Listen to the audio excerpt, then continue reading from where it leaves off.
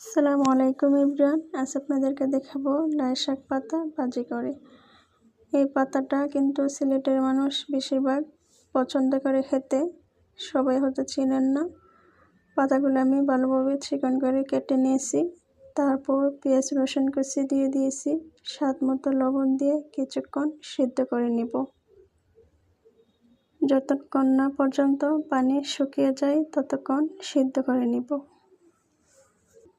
তারপর আমি এখানে শুকনো মরিচ টেলে নিচ্ছি। শুকনো মরিচ খেতে যে কোনো শাক অনেক ভালো লাগে। এখানে পেঁয়াজ রসুন কুচি ভালোভাবে লাল করে ভেজে নিয়েছি। তারপর আমি লাই পাতার শাকগুলা দিয়ে ভালোভাবে অ্যাড করে নিচ্ছি। কাঁচামরিচ কুচি দিয়ে কিছুক্ষণ নেড়ে চেড়ে নামিয়ে নিব। হয়ে গেছে প্রায় আমার লাই শাক পাতা ভাজি। এই ভাজিটা খেতে অনেক ভালো লাগে। সবাই ভালো লাগলে অবশ্যই পাশে থাকবেন। আসসালামু আলাইকুম।